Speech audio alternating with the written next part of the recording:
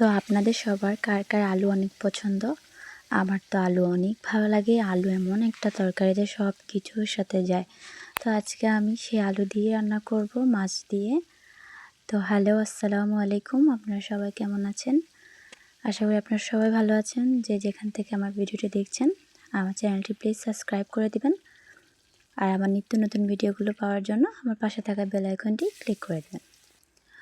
তো এই যে আমি মাছটা ভেজে নিলাম। মাছ ভাজা ছাড়া খেতে একদমই ভালো লাগে না। তো এখন মাছ ভাজা হয়ে গেছে, এখন আমি আলুটা তেলের মধ্যে ভেজে নিব। আপনারা অবশ্যই আলুটাকে একটু ভেজে নেবেন, তাহলে দেখবেন আপনাদের তরকারিটা অনেক ভালো লাগবে। আপনারা আমার টিপসটি ফলো করুন। তো এই যে এখন আমি বরাবর মধ্যে পেঁয়াজ দিয়ে দিলাম। আমি এখানে একটু পেঁয়াজের পরিমাণটা একটু বেশি নিয়েছি, কারণ ভুনাতে পেঁয়াজ দিলে ভালো লাগে বেশি। তো এই যে এখন আমি পেঁয়াজটাকে ভালো করে ভেজে নেব। তো আমি এক তেলের মধ্যে মাছ ভেজে নিয়েছি, আলুটাও ভেজে নিয়েছি। এখন এটাতে আমি তরকারিটাও বসিয়ে দেব। তখন এই পর্যায়ে আমি সব সময়ের মতোই আমি একটু জিরা বাটা আর একটু রসুন বাটা দিই, কারণ আমার থেকে একটু জিরা বাটা রসুন বাটা দিলে আমার থেকে তরকারিটা খেতে ভালো লাগে। তারপর এখানে আমি পানি দিয়ে দিব।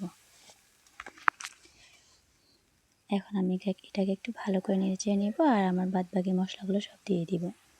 দিয়ে দিলাম লবণ, মরিচের গুঁড়ো, হলুদের গুঁড়ো, আর দিয়ে দিলাম ধনিয়ার গুঁড়ো। তখন এটাকে আমি ভালো করে কষিয়ে নিব যতক্ষণ না তেলটা উপরে ভাসা ভাসা হচ্ছে।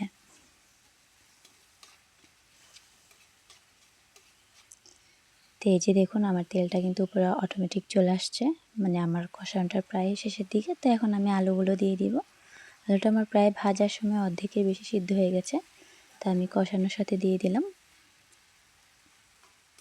এখন এটাকে আমি একটু ভালো করে নেড়ে চেড়ে আর 5 মিনিট কষিয়ে নিব।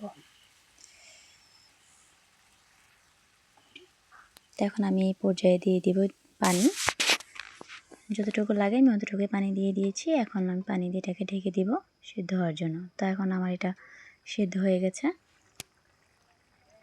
তো এই পর্যায়ে আমি ভেজে রাখা মাছগুলোও দিয়ে দিব।